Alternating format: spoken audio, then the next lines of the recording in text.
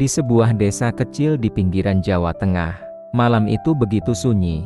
Di dalam rumah kayu sederhana, seorang pria parubaya bernama Pak Sastro terbaring lemah di ranjang bambu. Keringat dingin membasahi keningnya, napasnya tersengal, dan jarum alat cek gula darah menunjukkan angka yang mengerikan. "Astaga, gula darah Bapak makin tinggi," ujar Sari, putri sulungnya, dengan suara bergetar. Di sampingnya, Raka, anak bungsu yang masih SMA, memegang tangan ayahnya erat-erat.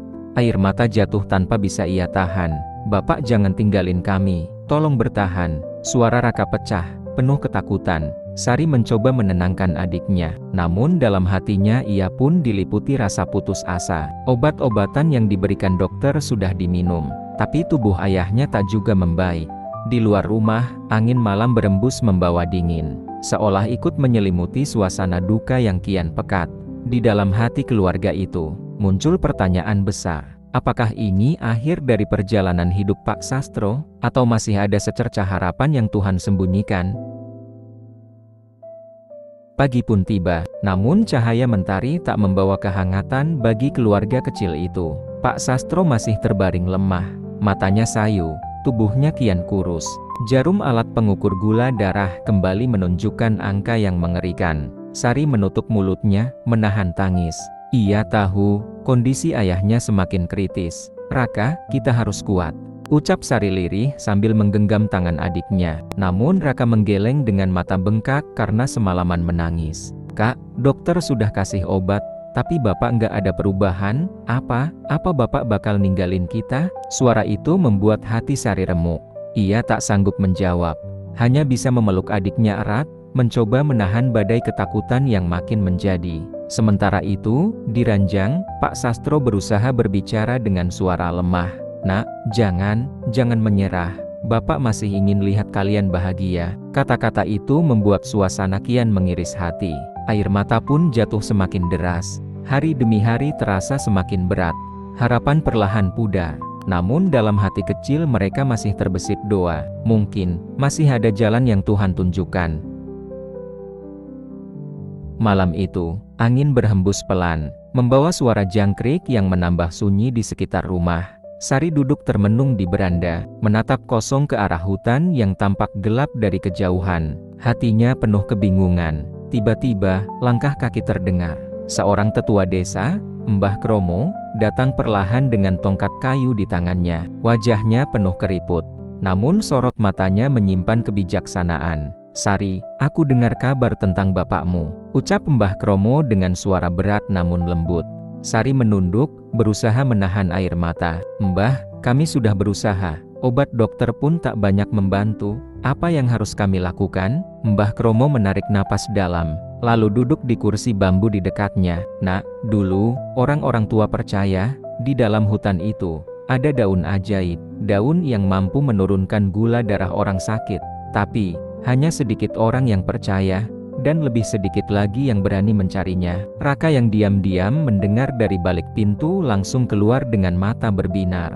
"Mbah, daun apa itu? Katakan pada kami, kalau benar bisa menolong Bapak, aku akan mencarinya malam ini juga." Mbah Kromo menatapnya lama. Suasana mendadak hening. Angin berdesir, seolah menguatkan kata-kata yang akan keluar dari bibir tetua itu. "Nak, jalanmu tidak akan mudah. Tapi kalau hatimu tulus, Tuhan akan menuntun langkahmu menemukan daun itu." Sari terdiam, sementara Raka mengepalkan tangannya dengan tekad yang mulai menyala. Malam itu gelap, hanya diterangi cahaya bulan yang temaram menembus celah pepohonan. Raka membawa tas kecil berisi sedikit bekal dan obat-obatan ayahnya. Hatinya penuh tekad, namun ada rasa takut yang menyelinap. "Sari, aku harus menemukan daun itu, untuk Bapak, untuk kita semua," kata Raka dengan suara bergetar tapi tegas. Sari menggenggam tangan adiknya erat. "Raka, hati-hati, jangan terlalu jauh, jangan sampai tersesat." Raka tersenyum tipis, mencoba menenangkan kakaknya. Ia melangkah masuk ke hutan. Setiap daun yang jatuh di tanah terdengar seperti bisikan rahasia. Mbah Kromo berdiri di pagar rumah, menatap jauh ke arah hutan. Matanya bersinar samar dalam cahaya bulan. "Ingat nak, jangan hanya mencari dengan mata, rasakan hutan, dengarkan angin, dan percayalah pada hatimu," bisik Mbah Kromo. Raka berjalan melewati akar pohon yang menjulur. Hati-hati menghindari semak berduri. Setiap langkahnya terasa menegangkan. Sementara suara malam serangga, burung hantu, dan hembusan angin menambah rasa takut sekaligus misteri. Beberapa kali Raka hampir tersandung, namun tekadnya tidak goyah. Di hatinya, ia tahu, hanya daun ajaib itu yang bisa menyelamatkan ayahnya. Malam semakin larut, dan hutan semakin pekat. Namun sebuah cahaya hijau samar dari kejauhan membuat hatinya berdebar. Mungkin itu daun yang Mbah Kromo maksud, gumamnya sambil melangkah lebih cepat. Raka semakin dekat ke cahaya hijau yang samar itu. Hati kecilnya berdebar kencang, campuran antara takut dan penuh harapan. Saat ia menyingkap semak terakhir, mata Raka membelalak.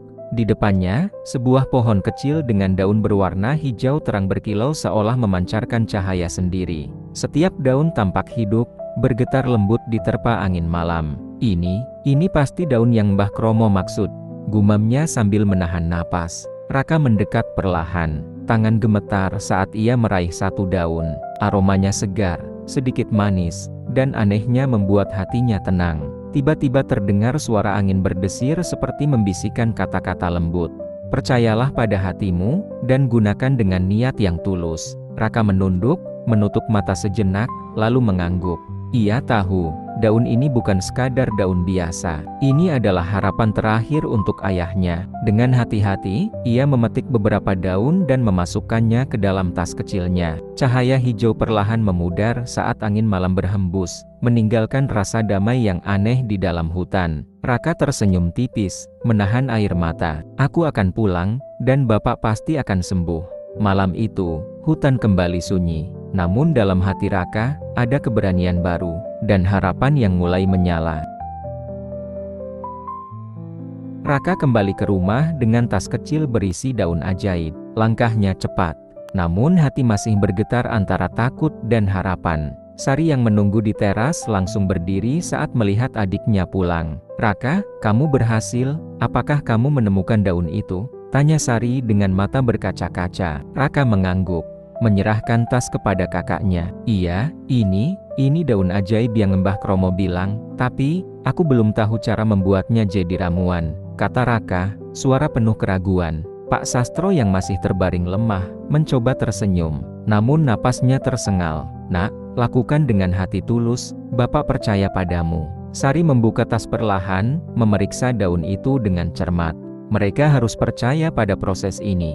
Namun rasa takut tetap menyelimuti. Raka menatap daun itu, menelan ludah, dan berkata pada dirinya sendiri, "Aku harus bisa, ini satu-satunya harapan untuk Bapak." Mereka mulai meracik daun itu menjadi ramuan sederhana, menghitung setiap helai daun, meneteskan air bersih, dan mengaduknya perlahan. Setiap langkah terasa seperti ujian iman. Setiap detik seperti menghentak hati mereka, menunggu mukjizat yang akan datang. Hutan dan malam yang jauh terasa menyatu dengan rumah kecil itu. Seolah semesta menahan napas menunggu hasil dari usaha tulus anak-anak itu. Sari menyerahkan ramuan itu pada ayahnya dengan tangan gemetar. Pak Sastro menatapnya lemah, mencoba tersenyum. "Nak, aku percaya padamu," bisiknya pelan, suaranya serak karena napas tersengal. Raka menahan air mata, sambil menunduk, penuh harap. Pak Sastro meneguk ramuan itu perlahan. Sekejap, tubuhnya menggigil, peluh dingin membasahi keningnya. Sari dan Raka menahan napas, takut melihat ayahnya kesakitan. Namun perlahan, napas Pak Sastro mulai teratur. Wajahnya yang pucat perlahan memerah. Mata yang sayu mulai bersinar kembali. "Sari, Raka, rasanya, aku lebih baik." Suara Pak Sastro terdengar penuh kelegaan, hampir tak percaya. Keduanya menatap ayahnya dengan mata berkaca-kaca. Hati mereka meledak dengan kebahagiaan dan syukur. "Alhamdulillah, Bapak sehat lagi," ucap Sari sambil memeluk ayahnya. Raka tersenyum lebar, merasa seakan seluruh perjuangan, rasa takut, dan air mata mereka terbayar lunas. Malam itu, di rumah kecil desa itu, keajaiban terjadi. Daun ajaib yang ditemukan di hutan membawa harapan yang tak ternilai bagi keluarga itu. Keesokan paginya, dokter desa, Dr. Hendro, datang untuk memeriksa Pak Sastro. Ia membawa alat-alat medis dan wajah serius seperti biasanya. Namun begitu melihat kondisi ayah mereka, Dr. Hendro berhenti sejenak, matanya melebar. Ini tidak mungkin, gumamnya sambil menatap alat cek gula darah. Jarum menunjukkan angka normal, jauh dari sebelumnya yang mengkhawatirkan. Sari dan Raka berdiri di samping ranjang, menahan senyum dan air mata sekaligus. "Dok, Bapak, sembuh setelah minum ramuan daun ajaib yang kami dapat dari hutan," kata Raka penuh harap, menatap dokter dengan mata berbinar. Dr. Hendro mengerutkan kening, tidak percaya dengan apa yang baru saja ia lihat. "Ramuan, daun, tidak mungkin, ini luar biasa," ucap dokter sambil memeriksa alat-alatnya lagi. Pak Sastro tersenyum lemah tapi penuh rasa syukur. "Nak, lihat, kalau kita mau berusaha dan percaya, kadang keajaiban datang dari tempat yang tak terduga," bisiknya, suaranya hangat dan lembut. Sari memeluk ayahnya, Raka menatap daun yang tersisa dalam tas kecilnya, dan mereka semua tahu, hidup mereka berubah selamanya. Beberapa hari setelah keajaiban itu, rumah kecil di desa itu dipenuhi rasa syukur. Sari, Raka, dan Pak Sastro duduk bersama di ruang tamu sederhana. Mereka menatap daun ajaib yang tersisa di tas kecil, masih berkilau lembut. "Nak, daun ini bukan sekadar daun biasa," kata Pak Sastro dengan suara hangat namun penuh makna. "Bapak, maksudnya?" tanya Sari penasaran, menatap ayahnya. "Ini adalah anugerah dari alam, dari Tuhan, yang sering kita abaikan, tapi hanya akan bekerja kalau hati kita tulus dan penuh niat baik," jelas Pak Sastro sambil tersenyum. Raka menatap daun itu, lalu menatap ayahnya dan kakaknya, merasakan betapa besar rahasia dan keajaiban yang mereka temukan. Jadi, bukan obat mahal, bukan rumah sakit, tapi doa, usaha, dan kepercayaan kita, gumam Raka dengan mata berbinar. Sari menunduk, air mata mengalir perlahan, merasa lega dan bersyukur. Mereka belajar satu hal penting, keajaiban sering tersembunyi di tempat yang sederhana, dan terkadang, yang paling sederhana adalah yang paling berharga. Malam itu, keluarga kecil itu duduk bersama, merasakan damai yang sebelumnya tak pernah mereka rasakan. Daun ajaib itu bukan hanya menyembuhkan tubuh, tapi juga hati mereka.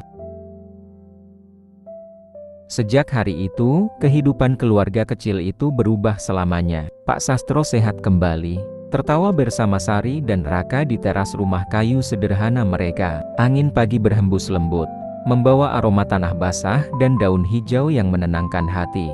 "Nak, ingatlah selalu," kata Pak Sastro sambil menepuk bahu anak-anaknya. "Keajaiban sering datang dari hal sederhana, dari usaha, doa, dan hati yang tulus." Sari tersenyum, menatap ayah dan adiknya, merasakan kebahagiaan yang tak ternilai. Raka menatap daun ajaib yang tersisa, lalu menunduk dengan tekad yang baru. "Aku akan ingat, Bapak, bahwa hidup penuh harapan, dan kita tidak boleh menyerah," bisiknya pelan, namun penuh keyakinan. Di desa kecil itu, cerita tentang daun ajaib mulai menyebar.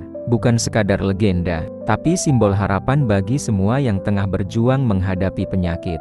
Malam tiba dengan tenang, dan di rumah itu, keluarga kecil itu duduk bersama, merasakan damai, syukur, dan kebahagiaan yang nyata. Karena mereka tahu, dengan hati yang tulus dan usaha yang sungguh-sungguh, keajaiban bisa terjadi kapan saja,